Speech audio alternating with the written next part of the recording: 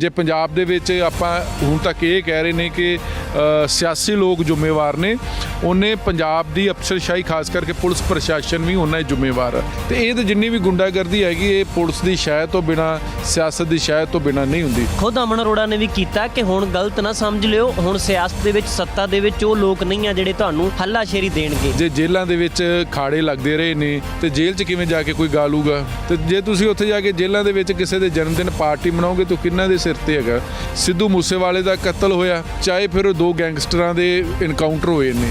ਗੱਲ ਤੇ ਇਹ ਹੈ ਕਿ ਹੱਲ ਕੀ ਨਿਕਲਿਆ, ਪਰ ਇਹ ਹੈ ਕਿ ਜਿਹੜਾ ਵੀ ਇਸ ਸਿਸਟਮ ਦੇ ਵਿੱਚ ਗੈਂਗਸਟਰ ਦੇ ਨਾਲ ਜੁੜਿਆ ਹੈਗਾ ਉਹਦਾ ਅੰਤ ਤੇ ਗੋਲੀ ਆ। ਇਹ ਅੱਜ ਵੀ ਵਾਰਨਿੰਗ ਆ, ਇਹ ਅਮਨ ਅਰੋੜਾ ਦੀ ਵਾਰਨਿੰਗ ਨਹੀਂ ਹੈ, ਪੰਜਾਬ ਸਰਕਾਰ ਦੀ ਵਾਰਨਿੰਗ ਆ ਕਿ ਜਿਹੜੇ ਸੁਧਰ ਜਾਂਦੇ ਸੁਧਰ ਜੋ, ਨਹੀਂ ਤੇ ਫਿਰ ਉਹਨਾਂ ਕਿਹਾ ਹੈਗਾ ਕਿ ਅੰਜਾਮ ਤੇ ਸਾਰਿਆਂ ਨੂੰ ਪਤਾ। ਕੀਤਾ ਸਿੱਧੂ ਮੂਸੇਵਾਲਾ ਹਮੇਸ਼ਾ ਦੇ ਲਈ ਇੱਥੋਂ ਜਾ ਚੁੱਕੇ, ਫਿਰ ਵੀ ਉਹਨਾਂ ਨੂੰ ਲਹਿੰਦੇ ਪੰਜਾਬ ਵਾਲੇ ਪਾਸੇ ਵੀ ਨਵਾਜਿਆ ਗਿਆ, ਉਹਨਾਂ ਨੂੰ ਪੁਰਸਕਾਰ ਦੇ ਨਾਲ ਵਾਰਿਸ ਸ਼ਾਹ ਇੰਟਰਨੈਸ਼ਨਲ ਖਿਤਾਬ ਦਿੱਤਾ। ਮੈਨੂੰ ਲੱਗਦਾ ਕਿ ਇਸ ਤੋਂ ਵੱਡੀ ਸ਼ਰਧਾਂਜਲੀ ਨਹੀਂ ਹੋ ਸਕਦੀ ਸਿੱਧੂ ਮੂਸੇਵਾਲਾ ਨੂੰ। ਅੰਮ੍ਰਿਤਾ ਪ੍ਰੀਤਮ ਵਰਗੀਆਂ ਹਸਤੀਆਂ ਨੂੰ ਇਹ ਅਵਾਰਡ ਮਿਲੇ ਹੈਗੇ ਨੇ, ਤੇ ਜਿਹੜਾ ਉਹਦਾ ਸਟਾਈਲ ਸੀ ਕਿ ਪੱਟ ਤੇ ਥਾਪੀ ਮਾਰਨੀ ਫਿਰ ਉਂਗਲ ਕਰਕੇ, ਉਹ ਉਹਨਾਂ ਦਾ ਸਿਗਨੇਚਰ ਸਟਾਈਲ ਬਣ ਗਿਆ ਹੈਗਾ। ਇਸ ਦੇ ਨਵੇਂ ਰਾਸ਼ਟਰਪਤੀ ਨੇ ਕੱਲ ਆਪਣਾ ਅਹੁਦਾ ਸੰਭਾਲ ਲੈਣਾ ਹੈ, ਕੁਰਸੀ ਤੇ ਬੈਠ ਜਾਣਾ ਹੈ। ਪ੍ਰੋਗਰਾਮ 16 ਆਨੇ ਸੱਚ ਦੇ ਵਿੱਚ ਅੱਜ ਅਸੀਂ ਮੁੜ ਚਰਚਾ ਕਰਾਂਗੇ ਅਹਿਮ ਮੁੱਦਿਆਂ ਦੇ ਉੱਤੇ। ਸਭ ਤੋਂ ਪਹਿਲਾਂ ਸ਼ੁਰੂਆਤ ਕਰਦੇ ਹਾਂ, ਅਮਨ ਅਰੋੜਾ ਕੈਬਨਿਟ ਮੰਤਰੀ ਨੇ ਇੱਕ ਪ੍ਰੈਸ ਕਾਨਫਰੰਸ ਕੀਤੀ ਔਰ ਇਸ ਦੇ ਵਿੱਚ ਪੰਜਾਬ ਸਰਕਾਰ ਦੀ ਨੁਮਾਇੰਦਗੀ ਕਰਦੇ ਉਹਨਾਂ ਨੇ ਸਿੱਧਾ ਚੇਤਾਵਨੀ ਦਿੱਤੀ ਹੈ ਉਹਨਾਂ ਮਾੜੇ ਅਨਸਰਾਂ ਨੂੰ, ਗੈਂਗਸਟਰਾਂ ਨੂੰ ਕਿ ਆਖਰੀ ਮੌਕਾ ਹੈ, ਆਖਰੀ ਵਾਰਨਿੰਗ ਹੈ, ਇਸ ਤੋਂ ਬਾਅਦ ਫਿਰ ਜੋ ਬਣਦੀ ਕਾਰਵਾਈ ਹੋਏਗੀ ਉਹ ਅਸੀਂ ਕਰਾਂਗੇ, ਇਸ ਦੇ ਲਈ ਤਿਆਰ ਰਹੋ। ਇਹ ਚੇਤਾਵਨੀ ਦਿੱਤੀ ਗਈ। ਔਰ ਦੂਜਾ, ਸਿੱਧੂ ਮੂਸੇਵਾਲਾ ਦੇ ਮਰਨ ਤੋਂ ਬਾਅਦ ਵੀ ਉਹਨਾਂ ਨੂੰ ਚਾਹੁਣ ਵਾਲਿਆਂ ਦੀ ਵੀ ਗਿਣਤੀ ਘੱਟ ਨਹੀਂ ਹੈ।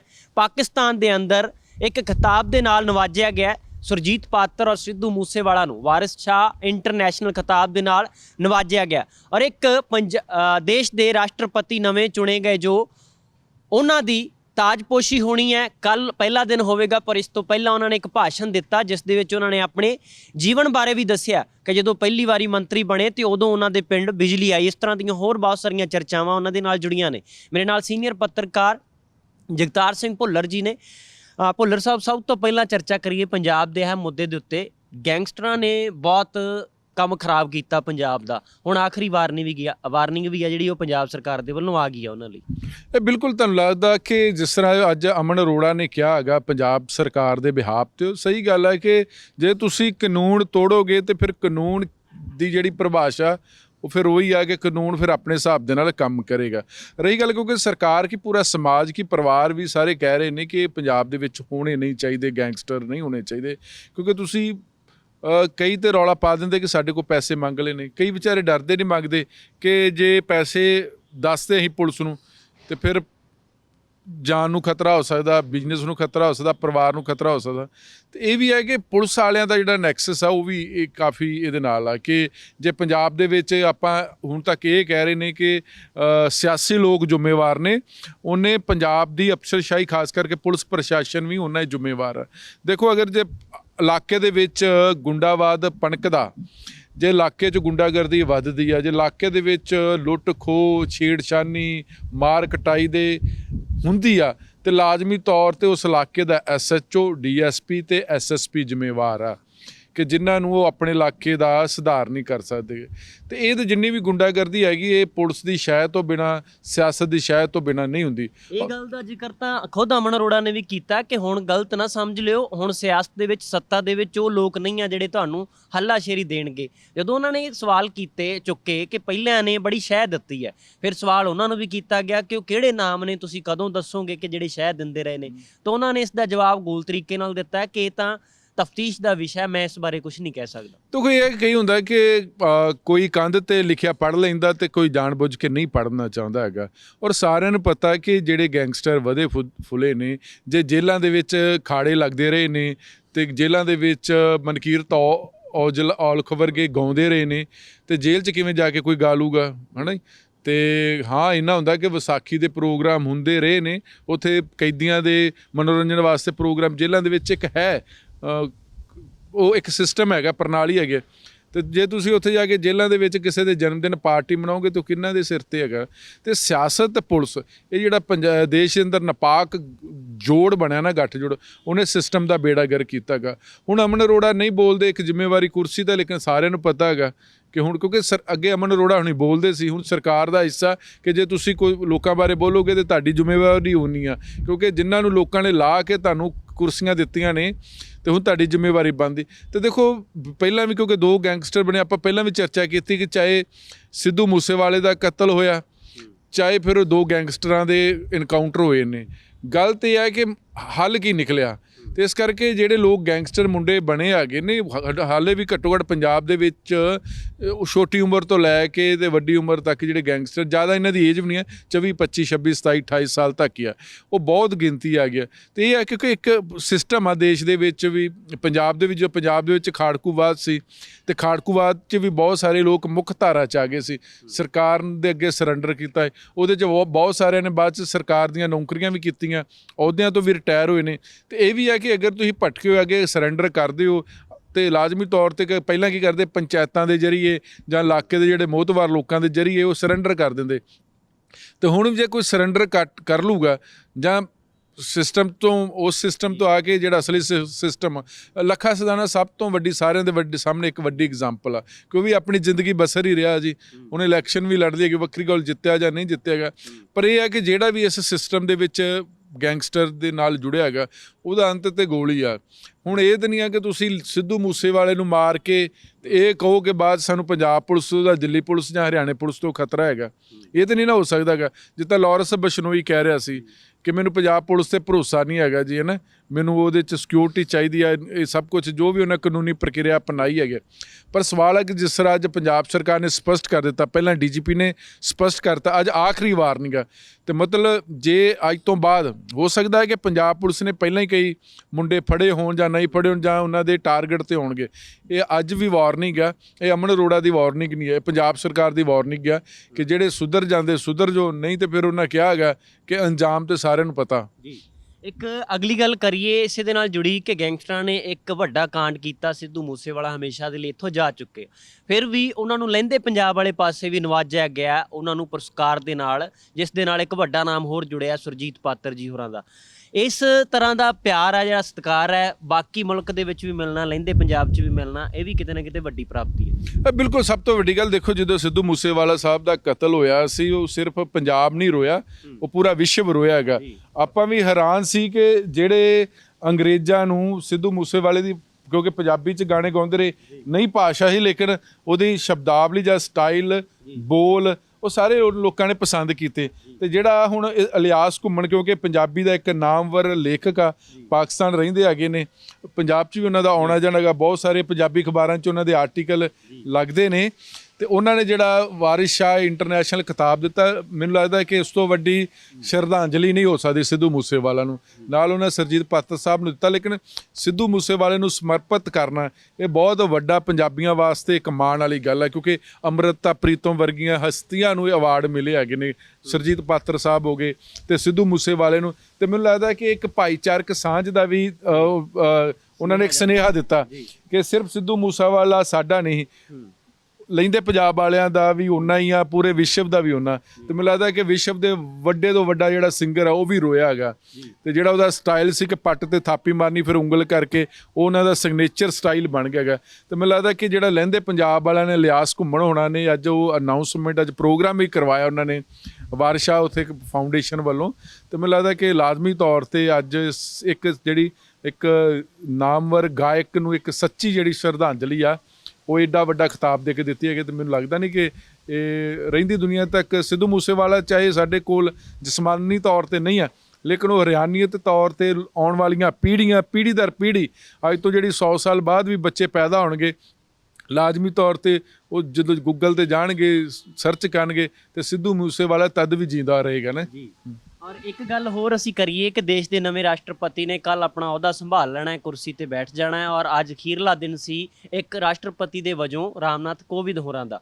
ਤਾਂ ਹੁਣ ਕੀ ਹੋਇਆ ਕਿ ਇੱਕ ਭਾਸ਼ਣ ਦਿੱਤਾ ਗਿਆ ਦ੍ਰੋਪਦੀ ਮੁਰਮੂ ਦੇ ਵੱਲੋਂ, ਉਹਨਾਂ ਨੇ ਆਪਣੇ ਸੰਘਰਸ਼ ਭਰਿਆ ਜੀਵਨ ਦੱਸਿਆ, ਸਾਰਿਆਂ ਦੇ ਸਾਹਮਣੇ ਖੁੱਲੀ ਕਿਤਾਬ ਵਾਂਗੂ ਰੱਖ ਦਿੱਤਾ ਕਿ ਜਦੋਂ 2004 ਦੇ ਵਿੱਚ ਪਹਿਲੀ ਵਾਰੀ ਮੰਤਰੀ ਅਹੁਦੇ ਤੇ ਸਹੁੰ ਚੁੱਕਦੇ ਨੇ ਤਾਂ ਉਦੋਂ ਆਪਣੇ ਪਿੰਡ ਦੇ ਵਿੱਚ ਉਹ ਬਿਜਲੀ ਲੈ ਕੇ ਜਾਂਦੇ ਨੇ, ਤਾਂ ਜਿੱਥੇ ਫਿਰ ਕੋਲੇ ਦੀ ਐਡੀ ਵੱਡੀ ਬਹੁਤਾਤ ਹੋਵੇ, ਇਸ ਤਰ੍ਹਾਂ ਦੀਆਂ ਖਾਣਾ ਹੋਣ, ਉੱਥੇ ਵੀ ਬਿਜਲੀ ਨਾ ਜਾਂਦੀ ਹੋਵੇ। ਇੱਕ ਤਾਂ ਪਾਸੇ ਦੇਸ਼ ਦੀ ਇਹ ਤਸਵੀਰ ਆ, ਦੂਜੇ ਪਾਸੇ ਇੱਕ ਉੱਚੇ ਅਹੁਦੇ ਤੇ ਉਹ ਪਹੁੰਚ ਗਏ ਨੇ। ਬਿਲਕੁਲ ਸਭ ਤੋਂ ਵੱਡੀ ਗੱਲ ਦੇਖੋ, ਇੱਕ ਤਾਂ ਬੀਜੇਪੀ ਨੇ ਇੱਕ ਉੱਥੋਂ ਇੱਕ ਪਹਿਲਾਂ ਟੀਚਰ, ਫਿਰ ਉਹ MLA ਬਣੇ, ਹੈਗੇ ਗਵਰਨਰ ਬਣੇ, ਉੱਥੋਂ ਇੱਕ ਦੇਸ਼ ਦੇ ਅਹੁਦੇ ਤੇ ਰਾਸ਼ਟਰਪਤੀ ਦੇ ਅਹੁਦੇ ਤੇ ਉਹਨਾਂ ਨੂੰ ਮਾਣ ਬਖਸ਼ਿਆ। ਵੱਖਰੀ ਗੱਲ ਕੋਈ ਉਹਨਾਂ ਟਰਾਈਬਲ ਵੋਟਾਂ ਨੂੰ ਲੁਭਾਵਣਾ ਹੋਵੇ ਜਾਂ ਉਸ ਏਰੀਏ ਨੂੰ ਕੈਪਚਰ ਕਰਨਾ, ਉਹ ਇੱਕ ਸਿਆਸਤ ਦੇ ਵਿੱਚ ਇਹ ਕੁਝ ਚੱਲਦਾ ਰਹਿੰਦਾ। ਲੇਕਿਨ ਦੇਖਣਾ ਉਹ 2004 ਦੇ ਵਿੱਚ ਮੰਤਰੀ ਬਣੇ ਨੇ। ਸਾਡੇ ਪੰਜਾਬ 'ਚ 1997 'ਚ ਕਿਸਾਨਾਂ ਨੂੰ ਬਿਜਲੀ ਫ੍ਰੀ ਮਿਲਣੀ ਸ਼ੁਰੂ ਹੋ ਗਈ ਸੀ। ਅੱਜ ਵੀ ਪੰਜਾਬ ਦੇ ਵਿੱਚ ਲੋਕਾਂ ਨੂੰ SC BC ਪਰਿਵਾਰਾਂ ਨੂੰ ਬਿਜਲੀ ਫ੍ਰੀ ਮਿਲਦੀ ਹੈਗੀ ਆ। ਹੁਣ 600 ਯੂਨਿਟ ਮਿਲਿਆ ਕਰੂਗੀ। ਇੱਕ ਤੇ ਇਹ ਸੂਬਾ, ਠੀਕ ਹੈ, ਇੱਕ ਦਿੱਲੀ ਦਾ ਸੂਬਾ ਜਿੱਥੇ ਸਸਤੀ ਮਿਲਦੀ ਹੈ, ਇੱਕ ਉਹ ਸੂਬਾ ਉੜੀਸਾ, ਝਾਰਖੰਡ, ਉਹ ਬੈਲਟ ਜਿੱਥੇ ਪੂਰੇ ਦੇਸ਼ 'ਚ ਆ ਕੇ ਉਹ ਕੋਲਾ ਆਉਂਦਾ, ਫਿਰ ਬਿਜਲੀ ਪੈਦਾ ਹੁੰਦੀ। ਅਸੀਂ ਸੂਬਿਆਂ ਦੇ ਵਿੱਚ ਫ੍ਰੀ ਬਿਜਲੀ ਦੇ ਰਹੇ ਹਾਂ, ਉਹਨਾਂ ਕੋਲ ਅਜੇ ਤੱਕ ਬਿਜਲੀ ਨਹੀਂ ਪਹੁੰਚੀ ਹੈਗੀ। ਤੇ ਮੈਨੂੰ ਲੱਗਦਾ ਇਸ ਤੋਂ ਵੱਡਾ ਤੇ ਦੇਸ਼ ਵਾਸਤੇ ਇੱਕ ਹੋ ਨਹੀਂ ਸਕਦਾ ਇੱਕ ਦਾਗ ਕਿ ਅਸੀਂ ਹਾਲੇ ਤੱਕ ਹਿੰਦੁਸਤਾਨ ਦੇ ਵਿੱਚ ਪਿੰਡਾਂ ਤੱਕ ਅਸੀਂ ਬਿਜਲੀ ਵੀ ਪਹੁੰਚਾ ਨਹੀਂ ਸਕੇ ਹੈਗੇ। ਐਡੇ ਵੱਡੇ ਕੋਲ ਸਕੈਮ ਹੋ ਗਏ, ਸਰਕਾਰਾਂ ਬਣ ਗਈਆਂ, ਕਾਂਗਰਸ ਦੀ ਸੈਂਟਰ 'ਚ ਬਣ ਗਈ, BJP ਦੀ ਬਣ ਗਈ, ਅਲਾਇੰਸ ਬਣ ਗਏ, ਲੇਕਿਨ ਹਾਲੇ ਵੀ ਦੇਸ਼ ਦੇ ਵਿੱਚ ਕਈ ਇੰਨੇ ਪਿੰਡ ਹੈਗੇ ਨੇ ਜਿੱਥੇ ਬਿਜਲੀ ਨਹੀਂ ਪਹੁੰਚੀ ਹੈਗੀ। ਉਹਨਾਂ ਨੇ ਸੰਘਰਸ਼ ਭਰਿਆ ਜੀਵਨ ਦੱਸਦੇ ਇਹ ਵੀ ਕਿਹਾ ਕਿ ਮੇਰੇ ਨਾ ਅੱਗੇ ਹੈ ਕੋਈ, ਨਾ ਹੁਣ ਪਿੱਛੇ ਹੈ, ਦੇਸ਼ ਲਈ ਮੈਂ ਕੰਮ ਕਰਨਾ ਹੈ, ਔਰ ਮੇਰੀ ਇੱਕ ਬੇਟੀ ਹੈ, ਉਹ ਆਪਣੀ ਸਰਵਿਸ ਕਰਦੀ ਹੈ, ਸਾਨੂੰ ਕੋਈ ਗੁਜ਼ਾਰੇ ਦਾ ਫਿਕਰ ਨਹੀਂ ਹੈ ਕਿ ਕਿੱਥੋਂ ਹੋਏਗਾ, ਔਰ ਸਾਰੇ ਦਾ ਸਾਰਾ ਜੀਵਨ ਮੈਂ ਆਪਣਾ ਹੁਣ ਦੇਸ਼ ਲਈ ਲਾਉਣਾ ਹੈ। ਔਰ ਉਹਨਾਂ ਨੇ ਕਿਹਾ ਕਿ ਮੈਂ ਹਮੇਸ਼ਾ ਕੋਸ਼ਿਸ਼ ਕੀਤੀ ਹੈ ਕਿ ਦੇਸ਼ ਲਈ ਕੰਮ ਕਰਾਂ। ਇੱਕ ਗੱਲ ਉਹਨਾਂ ਨੇ ਹੋਰ ਦਲੀਲ ਦੇ ਨਾਲ ਕਹੀ, ਕਹਿੰਦੇ ਕਿ ਜਿਹੜਾ ਵੀ ਹੁਣ ਮੇਰਾ ਰਿਕਾਰਡ ਰਿਹਾ ਹੁਣ ਤੱਕ, ਜੇ ਮੈਂ ਚੰਗਾ ਨਾ ਵੀ ਕੀਤਾ ਹੋਵੇ ਪਰ ਮਾੜਾ ਕੁਝ ਨਹੀਂ ਕੀਤਾ। ਸਭ ਤੋਂ ਵੱਡੀ ਵੈਸੇ ਜਿਹੜੇ ਉੱਧਰ ਦੇ ਲੋਕ ਨੇ ਬੜੇ ਸਿੰਪਲ ਸਧਾਰਨ, ਸਾਡੇ ਵਾਂਗੂ ਸ਼ੋਅ ਆਫ ਨਹੀਂ ਕਰਦੇ। ਤੁਸੀਂ ਕੇਰਲਾ ਦੀਆਂ ਸਰਕਾਰਾਂ ਦੇਖ ਲਓ ਜਾਂ ਬੰਗਾਲ ਦੀਆਂ ਕਾਮਰੇਡਾਂ ਦੀਆਂ ਸਰਕਾਰਾਂ ਦੇਖ ਲਓ ਜਾਂ ਤ੍ਰਿਪੁਰਾ ਦੀ ਸਰਕਾਰ ਦੇਖ ਲਓ, ਉੱਥੇ ਵੀ ਚਾਹੇ ਜਿੰਨੇ ਵੀ ਮੁੱਖ ਮੰਤਰੀ ਰਹੇ ਨੇ, ਚਾਹੇ ਜੋਤੀ ਬਾਸੂ ਸਾਹਿਬ ਦਾ ਘਰ ਜਾ ਕੇ ਦੇਖ ਲਓ ਜਾਂ ਹੋਰ ਦੇਖ ਲਓ, ਹੈ ਨਾ ਜੀ, ਤੁਹਾਨੂੰ ਕੁਛ ਨਹੀਂ ਲੱਭੂਗਾ। ਜਾਂ ਜਾਂ ਭੱਟਾਚਾਰੀਆ ਜੀ ਬਣੇ CM, ਉਹਨਾਂ ਜਿਹੜੀ ਧਰਮ ਪਤਨੀ ਉਹ ਬੱਸ ਦੇ ਵਿੱਚ ਸਫ਼ਰ ਕਰਦੇ ਹੈਗੇ ਸੀ, ਹੈ ਨਾ, ਤੇ ਉਹਨਾਂ ਦਾ ਜਿਹੜਾ ਜੀਵਨ ਬੜਾ ਸਾਦਗੀ ਭਰਿਆ ਹੈਗਾ। ਤੇ ਜਿਹੜਾ ਇਹਨਾਂ ਨੇ ਅੱਜ ਵੱਡੀ ਗੱਲ ਬਿਲਕੁਲ ਇੱਕ, ਕਿਉਂਕਿ ਉਹਨਾਂ ਦੀ ਲੜਕੀ ਨੇ ਵੀ ਸਟੇਟਮੈਂਟ ਦਿੱਤੀ ਹੈਗੀ ਸੀ, ਪਰ ਹੁਣ ਕਹਿੰਦੇ ਕਿ ਜੇ ਮੈਂ ਚੰਗਾ ਨਹੀਂ ਤਾਂ ਮਾੜਾ ਨਹੀਂ। ਬਿਲਕੁਲ ਇਹ ਔਰ ਦੇਸ਼ ਦਾ ਰਾਸ਼ਟਰਪਤੀ ਤੱਕ ਤੇ ਹੀ ਹੋਣੀ ਚਾਹੀਦੀ ਪਹੁੰਚ। ਪਰ ਸਵਾਲ ਹੈ ਕਿ ਦੇਸ਼ ਦੇ ਵਿੱਚ ਰਾਸ਼ਟਰਪਤੀ ਦੀ ਕਿੰਨੀ ਸੁਣੀ ਜਾਂਦੀ ਹੈ। ਹੁਣ ਕਹਿਣ ਨੂੰ ਤੇ ਇੱਕ ਸਵਾਲ ਹੈਗਾ ਕਿ ਜਿਹੜੇ ਦੇਸ਼ ਦੇ ਅੰਦਰ ਥਲ ਸੈਨਾ, ਜਲ ਸੈਨਾ, ਵਾਯੂ ਸੈਨਾ ਹੈਗਾ ਨਾ, ਉਹਨਾਂ ਦਾ ਜਿਹੜਾ ਮੁਖੀ ਆ ਉਹ ਦੇਸ਼ ਦਾ ਰਾਸ਼ਟਰਪਤੀ ਹੁੰਦਾ। ਤੇ ਜਦ ਇਹ ਕਿਹਾ ਕਿ ਦੇਸ਼ ਦੇ ਵਿੱਚ ਉਹਨੂੰ ਠੇਕੇ ਤੇ ਭਰਤੀ ਕੀਤੀ ਜਾਊਗੀ, ਆਰਮੀ ਦੇ ਵਿੱਚ ਜਾਂ ਪੈਰਾਮਿਲਟਰੀ ਫੋਰਸ ਦੇ ਵਿੱਚ ਜਾਂ ਨੇਵੀ ਦੇ ਵਿੱਚ ਜਾਂ ਆਰਮੀ ਜਾਂ 에ਅਰ ਫੋਰਸ ਦੇ ਵਿੱਚ, ਉਦੋਂ ਰਾਸ਼ਟਰਪਤੀ ਸਾਹਿਬ ਚੁੱਪ ਨੇ। ਠੀਕ ਹੈ, ਇਹਨਾਂ ਦੇ ਇੱਕ ਜਜ਼ਬਾਤ ਤੇ ਆਦਰਨੀਏ ਨੇ, ਕਦਰ ਕਰਨੀ ਬਣਦੀ ਹੈਗੀ ਕਿ ਜੇ ਮੈਂ ਚੰਗਾ ਨਹੀਂ ਕਰ ਸਕਾਂ ਤੇ ਮਾੜਾ ਵੀ ਨਹੀਂ ਕਰਦੀ। ਪਰ ਸਵਾਲ ਹੈ ਕਿ ਜਿੱਥੇ ਜਿੱਥੇ ਦੇਸ਼ ਦੇ ਰਾਸ਼ਟਰਪਤੀ ਨੂੰ ਲੋੜ ਪੈਂਦੀ, ਉੱਥੇ ਰਾਸ਼ਟਰਪਤੀ ਦੇਸ਼ ਦੇ ਵਿੱਚ ਵਾਕਈ ਹੁਣ ਤੱਕ ਰਬੜ ਸਟੈਂਪ ਹੀ ਬਣੇ ਰਹੇ ਨੇ। ਅਸੀਂ ਗਿਆਨੀ ਜੈਲ ਸਿੰਘ ਦੀ ਲੈ ਲਈਏ, ਦੇਸ਼ ਦੇ ਰਾਸ਼ਟਰਪਤੀ ਸੀ, ਇੰਦਰਾ ਗਾਂਧੀ ਨੇ ਦਰਬਾਰ ਸਾਹਿਬ ਤੇ ਹਮਲਾ ਕੀਤਾ, ਰਬੜ ਸਟੈਂਪ ਹੋ ਗਈ। ਹੁਣ ਦੇਸ਼ ਦੀ ਜਵਾਨੀ ਦਾ ਸਵਾਲ ਸੀ, ਨੌਜਵਾਨਾਂ ਦਾ ਸਵਾਲ ਸੀ, ਜਵਾਨ ਦਾ ਸਵਾਲ ਸੀ, ਸੈਨਿਕ ਦਾ ਸਵਾਲ ਸੀ ਕਿ ਅਸੀਂ 4 ਸਾਲ ਠੇਕੇ ਤੇ ਭਰਤੀ, ਦੇਸ਼ ਦੇ ਰਾਸ਼ਟਰਪਤੀ ਚੁੱਪ ਕਰ ਗਏ, ਹੈ ਨਾ। ਤੇ ਮੈਨੂੰ ਇਹ ਲੱਗਦਾ ਕਿ ਉਹ ਰਬੜ ਸਟੈਂਪ ਨਹੀਂ ਹੋਣਾ ਚਾਹੀਦਾ। ਦੇਸ਼ ਦੇ ਗਵਰਨਰ ਉਹ ਵੀ ਇੱਕ ਰਬੜ ਸਟੈਂਪ ਆ, ਪਰ ਸੱਤਿਆਪਾਲ ਮਲਿਕ ਵਰਗੇ ਲੋਕ ਨੇ ਮੇਘਾਲਿਆ ਦੇ, ਉਹ ਰਬੜ ਸਟੈਂਪ ਨਹੀਂ ਹੈਗੇ। ਹੁਣ ਦੇਸ਼ ਦੇ ਰਾਸ਼ਟਰਪਤੀ ਦ੍ਰੋਪਦੀ ਮੁਰਮੂ ਜੀ ਨੇ ਦੇਸ਼ ਦੇ ਰਾਸ਼ਟਰਪਤੀ ਵੱਲੋਂ ਹਲਫ ਲੈਣਾ, ਉਹਨਾਂ ਅਹੁਦਾ ਸੰਭਾਲਣਾ ਰਸਮੀ ਤੌਰ ਤੇ। ਸਵਾਲ ਹੈ ਕਿ ਉਹ ਰਬੜ ਸਟੈਂਪ ਦੇ ਤੌਰ ਤੇ ਕੰਮ ਕਰਨਗੇ ਜਾਂ ਜਿਹੜੇ ਉਹਨਾਂ ਦੇ ਮਨ ਦੇ ਵਿੱਚ ਕਰਨ ਦੀ ਬਹੁਤ ਤੀਬਰ ਇੱਛਾ ਉਸ ਤੇ ਪਹਿਰਾ ਦੇਣਗੇ, ਉਹ ਜ਼ਿਆਦਾ ਇੰਪੋਰਟੈਂਟ ਆ। ਦੇਖੋ, ਜਜ਼ਬਾਤ ਤੁਹਾਡੇ ਵੀ ਚੰਗੇ ਹੋ ਸਕਦੇ, ਮੇਰੇ ਵੀ ਹੋ ਸਕਦੇ, ਪਰ ਉਹਨਾਂ ਜਜ਼ਬਾਤਾਂ ਦੇ ਨਾਲ ਦੇਸ਼ ਦਾ ਢਿੱਡ ਨਹੀਂ ਭਰਨਾ ਹੈਗਾ। ਤੁਸੀਂ ਦੇਸ਼ ਦੇ ਸੁਪਰੀਮ ਹੋ, ਵੱਡੇ ਹੋ, ਤੁਹਾਨੂੰ ਉਹ ਹੈ ਕਿ ਤੁਸੀਂ ਜਿੱਥੇ ਜਿੱਥੇ ਦੇਸ਼ ਨੂੰ ਖਤਰਾ ਜਾਂ ਦੇਸ਼ ਦੀਆਂ ਜਿਹੜੀਆਂ ਸੰਸਥਾਵਾਂ ਨੇ, ਉੱਥੇ ਜਿੱਥੇ ਢਾਹ ਲਾਈ ਜਾ ਰਹੀ ਹੈ BJP ਵੱਲੋਂ, ਤੋਂ ਜੋ ਇਲਜ਼ਾਮ ਲੱਗਦੇ ਨੇ ਕਿ ਦੇਸ਼ ਦੀਆਂ ਜਿਹੜੀਆਂ ਸੰਵਿਧਾਨਕ ਹੈ, ਚਾਹੇ ਕੈਗ ਦਾ ਇੱਕ ਖੌਫ ਹੁੰਦਾ ਉਹ ਖਤਮ ਹੋ ਗਈ, ਇਲੈਕਸ਼ਨ ਕਮਿਸ਼ਨ ਦਾ ਇੱਕ ਖੌਫ ਹੁੰਦਾ ਸੀ ਉਹ ਖਤਮ ਹੋ ਗਿਆ, CBI ED ਜੋ ਸਰਕਾਰ ਕਹਿੰਦੀ ਜਾ ਕੇ ਬੰਗਾਲ ਤੋਂ ਬੰਦਾ ਫੜ ਲਿਓ, ਪੰਜਾਬ ਤੋਂ ਫੜ ਲਿਓ, ਜਿੱਥੋਂ ਜੀ ਕਰਦਾ ਫੜ ਲਿਓ ਨਾ, ਉਹ ਜਿਹੜੀਆਂ ਸਾਰੀਆਂ ਚੀਜ਼ਾਂ ਉਹਦੇ 'ਚ ਜਿਹੜੀ ਰਾਸ਼ਟਰਪਤੀ ਦਾ ਉਹਦੇ 'ਚ ਕਿੰਨਾ ਬੋਲਬਾਲਾ, ਉਹ ਛੱਡੋ, ਪੋਲੀਟੀਕਲ ਮਸਲਿਆਂ ਦੇ ਹੱਲ ਨਹੀਂ ਦਿੰਦੇ।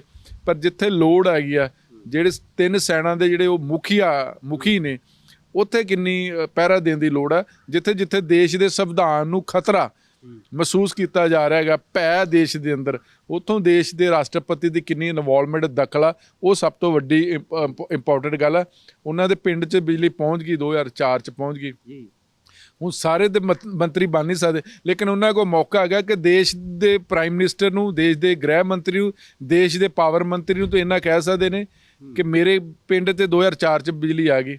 ਤੇ ਜਿਹੜੇ ਹਾਲੇ ਹਜ਼ਾਰਾਂ ਪਿੰਡ ਪਏ ਨੇ ਦੇਸ਼ ਦੇ, ਜਿੱਥੇ ਅਜੇ ਤੱਕ ਨਾ ਪਾਣੀ ਆ ਨਾ ਬਿਜਲੀ ਆ, ਉਹਨਾਂ ਦਾ ਕੀ ਹਾਲ ਹੋਊਗਾ? ਉੱਥੇ ਮੈਨੂੰ ਲੱਗਦਾ ਕਿ ਜ਼ਿਆਦਾ ਹੁਣ ਉਹਨਾਂ ਨੂੰ ਸਟ੍ਰੈਸ ਦੇਣ ਦੀ ਲੋੜ ਆ। ਜੀ ਬਹੁਤ ਸ਼ੁਕਰੀਆ ਜੀ। ਧੰਨਵਾਦ। ਤਾਂ 16 ਆਨੇ ਸੱਚ ਦੇ ਵਿੱਚ ਅਸੀਂ ਕੋਸ਼ਿਸ਼ ਕੀਤੀ ਹੈ ਕਿ ਪੰਜਾਬ ਤੇ ਦੇਸ਼ ਨਾਲ ਜੁੜੇ ਉਹਨਾਂ ਮੁੱਦਿਆਂ ਦੇ ਉੱਤੇ, ਉਹਨਾਂ ਸ਼ਖਸੀਅਤਾਂ ਦੇ ਬਾਰੇ ਗੱਲਬਾਤ ਕੀਤੀ ਜਾਵੇ ਜਿਸ ਦੇ ਨਾਲ ਦੇਸ਼ ਦਾ ਭਲਾ ਹੋ ਸਕਦਾ ਹੈ, ਪੰਜਾਬ ਦਾ ਵੀ ਭਲਾ ਹੋ ਸਕਦਾ ਹੈ। ਤਾਂ ਸਾਨੂੰ ਉਮੀਦ ਹੈ ਕਿ 16 ਆਨੇ ਸੱਚ ਦੇ ਵਿੱਚ ਜੋ ਅਸੀਂ ਤੁਹਾਡੇ ਨਾਲ ਜਾਣਕਾਰੀ ਸਾਂਝੀ ਕਰਦੇ ਹਾਂ, ਚਰਚਾ ਕਰਦੇ ਹਾਂ, ਉਸ ਦੇ ਨਾਲ ਤੁਹਾਡੇ ਵੀ ਗਿਆਨ ਦੇ ਵਿੱਚ ਜ਼ਰੂਰ ਵਾਧਾ ਹੁੰਦਾ ਹੋਵੇਗਾ। ਤੁਸੀਂ ਆਪਣੀ ਰਾਏ ਵੀ ਸਾਨੂੰ ਕਮੈਂਟ ਬਾਕਸ ਦੇ ਜ਼ਰੀਏ ਦੇ ਸਕਦੇ ਹੋ, ਸਾਂਝੀ ਕਰ ਸਕਦੇ ਹੋ। ਫਿਲਹਾਲ ਅੱਜ ਦੇ ਪ੍ਰੋਗਰਾਮ ਵਿੱਚ ਇੰਨਾ ਹੀ। ਮੈਨੂੰ ਦਿਓ ਆਗਿਆ। ਧੰਨਵਾਦ।